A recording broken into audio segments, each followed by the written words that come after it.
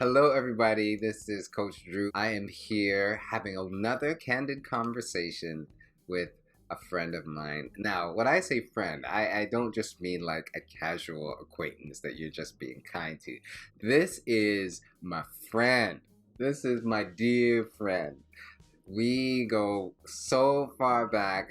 Maybe she can tell you if she's comfortable, but I will tell you. We go so far back to before I started working.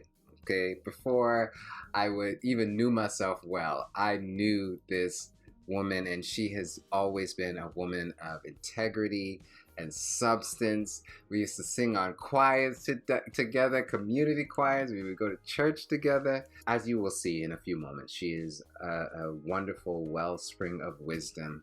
And I'm so glad that my friend Andrea Boweya is here to have a candid conversation with me. Andrew, it is such a pleasure. You just took my memory back. Maybe one day you all will get to hear my dear friend Andrea sing. But we will save that because she won't big herself up. She is going to be true to the topic today, humility. She is a very humble woman. She could talk about herself and her accolades, and but suffice it to say, you have not only walked through a lot, but you carried people through a lot. And I think a lot of people get hung up on this thing. I maybe I have different opinions and views about humility, but I know that in my work with people have really struggled with owning the wealth of who they are as individuals, and it's a terrible hang up to have when you can't, when there's this thing about humility that prevents people from acknowledging their worth and their value and what they bring. Do you see that in your work with people? There is a difference for sure, and most of us know, between arrogance, confidence, humility. And at certain points in time, it's if you've done well, sometimes it really takes humility to say, I've done well. Tell me more about that. How does it take humility to say I've done well? I'm sure we could relate on this. If I know that I've done well and I'm able to show up and say, I've done well, I know within the depth of who I am that I didn't do well on my own. I know that there's a God in me that has empowered me to do well. So I'm showing up in that I'm done well, and that could be one of the highest form of humility, because it would be I've done well. I'm so grateful to have been given the ability to do well. So what I'm hearing you say, my dear friend, is that the assumption is that when you do well, you're not doing well on your own. You have God's help. So how and why do people get stuck with just thinking, if I acknowledge that I've done well, then I'm being boastful or arrogant? So many of us, my friend, comes from background culture, emotional culturing, that has groomed us to not be boastful. And if we are, that is classed as prideful. And then that's not such a wonderful thing. I think what you're highlighting here is a call to acknowledge the difference between being prideful and being appreciative of the gift that God has given you and how you're able to express that. And maybe it's a fine line, but sometimes it's a departure from what we've been groomed to believe, and really awakening again to I've been gifted in this particular field, and when I rise up and manifest and show up there, it's not just about me. And so that's the piece that I think is the departure. It's not just about me, that I'm showing up in this way to serve others and to build others and to invest in others. So maybe that's the key, that it really isn't a selfish projection, but it's not a less than confident projection all at the same time. Right, right, right. And I appreciate that connection between giftedness and service. So when you employ your gifts in service, Yeah, it's not about the aggrandizement or the bigging up of one's self. It's an acknowledgement that I've been gifted, called, equipped, and empowered to serve in this way. It's woven into who I am. So I do what I do without apology and with an acknowledgement that I'm being helped to do this. right. I'm being helped and I am helping, which is the relationship factor that Right. humility brings to bear. Yeah. Right. So, I mean, without digressing into what it looks like when somebody is really just talking about themselves, as opposed to acknowledging, you know what, I'm called to do and be who I am. And that in and of itself is a blessing. Blessed to be a blessing, Mm, right? You know, I think it's time to stop cursing the blessing. Like, you know, you're a blessing. Acknowledge it. Bless the right. blessing, right? Right. I think, You said it so well. I'm thank you, thank you. I'm here interviewing you, and I'm just getting fired up because this is, we talk about culture a lot, and I see the pain of it Mm, when there is the absence of a recognition of wonder and beauty wrapped up yeah. in the individual. What do Yeah. you see? I mean, I don't want to spend too much time looking at the pains of that, but can you see examples? Maybe you can give us an example of change from one person saying, you know what, basically I'm nothing, to saying I'm here on purpose. Mm. Have you witnessed that? I've witnessed that. And it takes a lot because sometimes there is a perceived together or loyalty to what we've been taught when we show up and not necessarily show up in the fullness of who we are. And so when I see this transformation happen, it happens from this, right?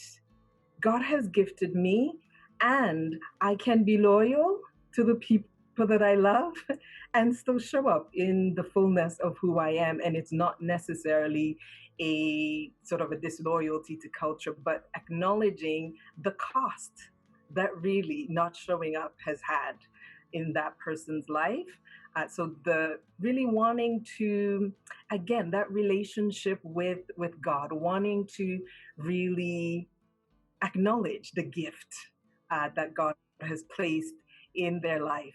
So I see it's almost like this going from a contracted place to a more expanding place. Like I see some individuals that I've walked this journey with and then stand back and look on their life. And even if it's just from afar, look on their life and how much they're able to be and do out of that being so much more because they would have departed from this, right?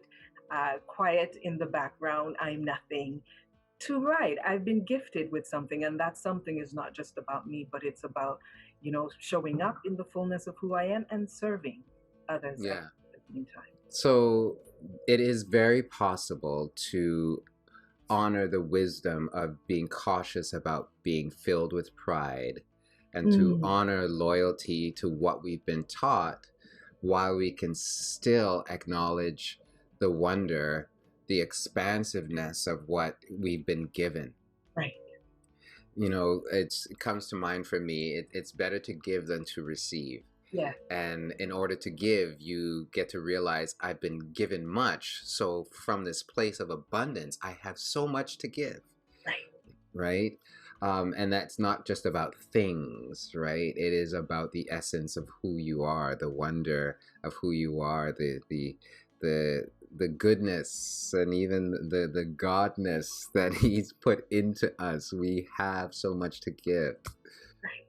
It's like when I look at you, my friend Andrew, and maybe we can put everyone on a scale if you're doing that. Not everyone has been gifted with the same thing. But when I look at you and I hear you speak and I hear you teach, I have oh my goodness, how does he do that?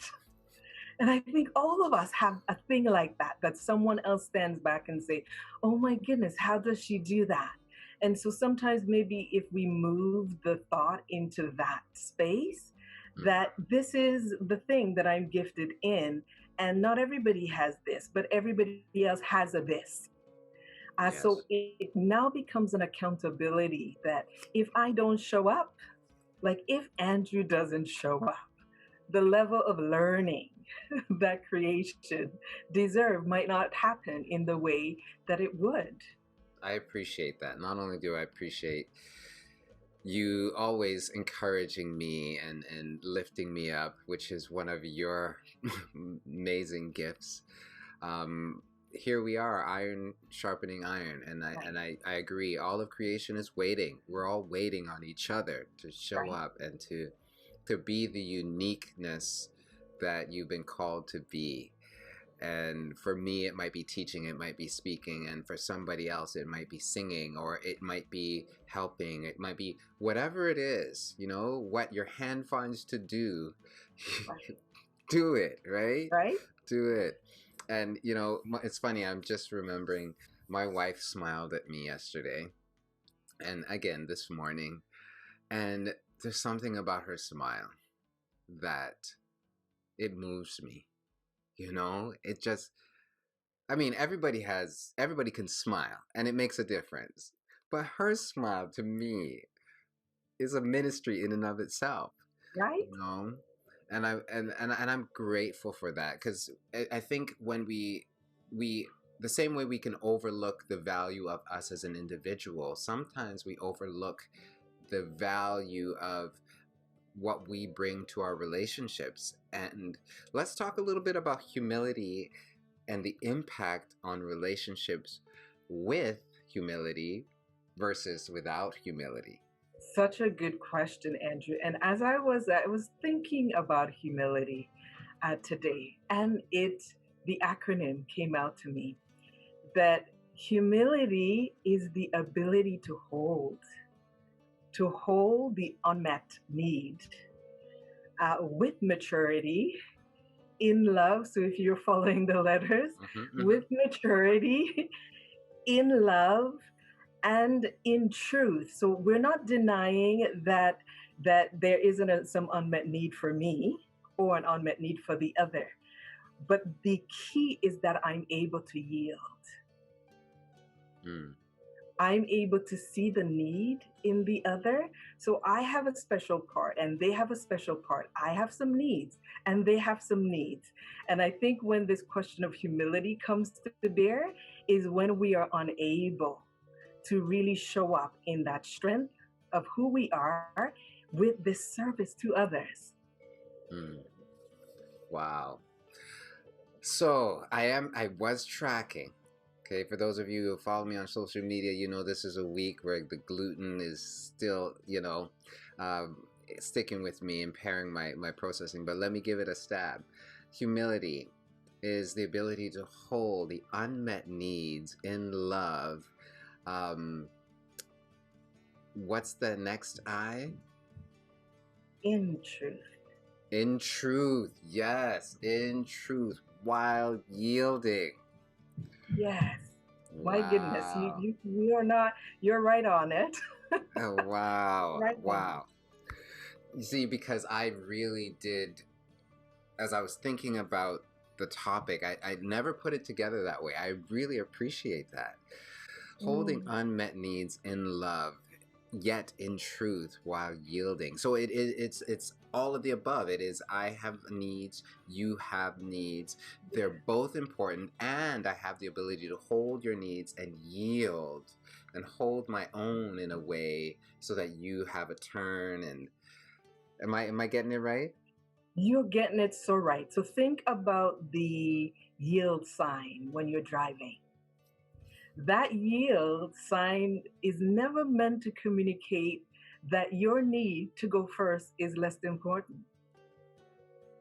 It's meant to communicate that if you don't obey this sign, not only are you going to be in danger, but the other person's going to be in danger also. And so when we are able to really see the need of the other, and that's why humility garners relationship. It's that It's that CEO who now goes and cleans the washroom when he doesn't really need to. And then the staff stand back and say, oh my goodness, he's such a humble guy. And now he becomes a little bit more approachable because he sees that need for belonging in his staff, sees that need for less of a one up, one down type of comparison, right? And so I think when we're able to see our strengths, so that's why the confidence and really showing up fully is important and is also humble. And yet, that awareness, the maturity awareness that helps you to yield and really meet the need of the other. And like you said, it's better to give than to receive, because when we show up that way, that person now becomes so much more open to reciprocate to us. So we end up getting our needs met anyhow. Wow. And that addresses what I believe is a question for some, because when we talk about yielding and submission, there is a possibility or even an idea that my needs might not get met. Or we've been in a cycle where, I'm always yielding, or it feels like, right? It seems I'm always yielding. But you acknowledge that humility actually requires or is infused with maturity. Yeah. Yeah. So for those who may be waiting for that maturity to show up either in them or their partner, how do you foster that? How do you cultivate that? Andrew, one of the most important relationships that any one of us could have is the one that we have with ourselves. And so sometimes I think the automatic is that when we talk about this, output and input, we're thinking ourselves and someone else. And absolutely, that's part of the relationship system. But can I practice humility with myself? Can I show up and hold my own unmet need in that place of maturity and yet yield on another angle? Yeah, to something else that I might have been ignoring in myself. So kind of, you can think about it as prioritizing, for example. Yeah. Wow. So I want you to break that down a little bit for me. When you say relationship with oneself, practice humility, do you mean like between you and your partner, you're demonstrating humility? Or how do you practice humility with yourself as an individual? Between you and yourself. So for example, let's say I have the unmet need to be appreciated by my spouse, to feel that sense of value and belonging. It might beg the question, when was the last time I valued and appreciated myself? Okay. And that might, if I do that, that's why the departure from this cultural, often maladaptive loyalty to it's not good to, boast of yourself, or to almost, let's bring it down to sort of on the ground language, to encourage yourself. Sometimes that's what it seems. That, yeah, it's not cool to show up and say, I'm great. Do you see me? I'm so amazing. I am wonderfully, fearfully made, even when we put it in biblical language. Sometimes it just seems like you're just full of yourself. Calm down. So the question is, when was the last time that I was humble enough to acknowledge that within me, I have the ability to value myself? And so when I show up to my spouse, even though, so remember, I'm holding the unmet need still. So I'm not, and again, in love and in truth. So I'm not denying that I still have a need from him to feel valued, but I show up more full as opposed to show up more empty. Which is not humility. Like sometimes that's grandiosity. You are supposed to meet all my needs. And maybe some of that I can need for myself. Wow. In relationship with myself. Yeah, see, and there's a lot of trigger words there coming from, where I come from, where I come from. Anytime you mention self, it is seen as bad or sinful or selfish. So to love yourself, sometimes means you're full of yourself, but you're taking, you're reframing these terms, I think, in a way that actually makes a lot of scriptural biblical sense. So when you said, are you humble enough to acknowledge the wonder, there's that reality that, you know what, I am not who I am without the strength and grace of God. Right. Because otherwise, then you're saying without God, right? I exist without God, which is, which is not really healthy, true, or whatnot. But even that, just embracing that God is with me. Yeah. And there is a maybe an automatic humility that comes with that. And I know there's so much that we could unpack with this, but there's something that I want to really bring to surface here, is this idea of lowliness, unworthiness, that I think a lot of us get hung up on. Right. I was looking at the dictionary definition of humility, and it was saying not to consider oneself above others, but to consider one as low, and even unworthiness. Like it actually said that. Do you have to consider yourself unworthy to really to be humble or to practice humility?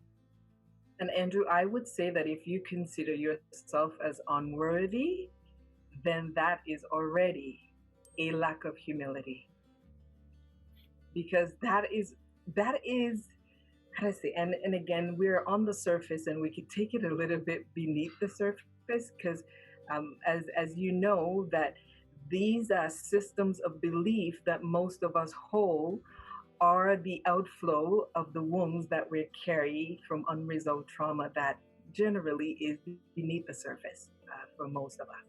And so if I consider myself as unworthy, that begs the question, where is that coming from?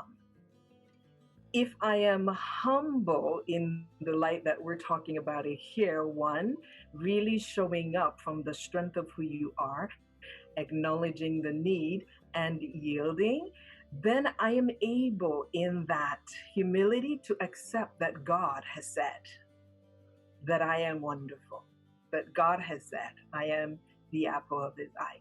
So again, the unmet need, or if we can really describe that you as the unresolved, the unresolved pain, the unresolved trauma, the unresolved belief system. It takes humility to heal from where we're coming from, and then to instead hold on to the new definition of who we truly are from deeper within.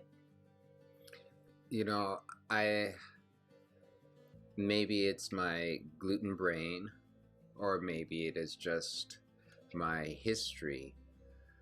I am struggling to integrate the two. But what's coming to the foreground for me, and I appreciate the acknowledgement of unresolved trauma, those are the things that cause us to even contemplate this idea of unworthiness. So we could dig into that for a whole nother candid conversation.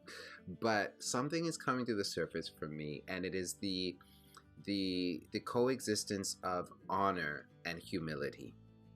Like the two go hand in hand, and I'm realizing this now as we're having this conversation. God honors us with himself, and that in and of itself is a humbling experience. Right? I'm humbled by the acknowledgement that he has gifted me, blessed me to be a blessing, and that's a humbling and sobering experience. And when we own that truth, when we own the gift that we are, right? It when we can own it for ourselves, I think it helps us to own it, that's a truth for others as well. Right. And Andrew, just the way that you're describing this just really, I think, brings to the surface the appreciation of the work that it takes to land on humility. Yeah, because we grew up, I'm so unworthy of such mercy. Like the unworthy word has showed up. So that's how our brain works. We've repeated this, prideful, not humble, arrogant. And then the affirmation, or what we're meant to be, the who we are, was the unworthy. Yeah. So we've in some way owned that. But if we bring back the story of Jesus, if he thought of himself as unworthy, the demonstration of himself would have been so much less than who he was. And then we wouldn't have this privilege right now to show up and say, because he ministered so well of himself, here I am. Yeah. And so, right, pride goes before the fall, but that does not mean I'm unworthy. Yeah. I'm hearing the synonymous, or the nature of relationship between worthiness and humility, between calling and humility, right? Jesus thought it not robbery to be equal with God, but yet he humbled himself, right? There was an awareness that, I'm here, but you know what? Let me step down. I can step down. I will step down here so I can lift others up to the same level that I'm on. You said it so well. Thought not of himself as unequal, right? So it's the ownership of who you really are. And then showing up at the same time yielding. That takes awareness and maturity. Yes. Wow. Well, you know what? This has been a really rich conversation. And everybody, I just wanted you to experience a little bit of my friend, Andrea Boweya. Now, she is doing some wonderful work. She's an amazing speaker. She's an author of the book called The Heart of a Good Thing. And I mean, it is not a book that you just want to take and read once. It is a book that you want to read again and again and again. And I think you will be blessed. Andrea, tell the people a little bit about some of the things that you have going on, where they can find you, how they can reach you, how they can connect with you, because I think hearing you once, they're going to want more. Thank you so much, Andrew. So I'm a registered psychotherapist, and I wake up with a passion every day to truly help those that I'm privileged to serve, humbled to serve, to access what we all deserve, healing from within, and to truly become our full self, like the fullest nature of ourselves, who we've been created to be. It is such an absolute privilege just to see people soar through this journey of healing. I also have started to run online relationship coaching groups called Let's Talk Love. And it's been absolutely phenomenal and transformational. I've so far graduated, I think, of these 5 groups in the last few months. And to see where these individuals are at in their lives and relationship now, and the tag is inspiring you to invest in what matters most. It's been just, I don't think there's anything like it. I feel like my body of work over 20 years has come to a full package in this journey. And ever so often I speak and teach at different gatherings, and you can find me on legacymoments.ca, where I truly delight in helping you to unearth the legacy that is within you through your relationship. That is amazing, and it's wonderful. You are amazing and wonderful. God has blessed you to be a blessing. There's no doubt in my mind about that. So by all means, please connect with my dear friend. She is built to serve, and I know you'll be in good hands. And that's it for now for our conversation, but I know Andrea and I will continue to have conversations, and we'll share these conversations with you. But until next time, continue to learn, heal, and grow.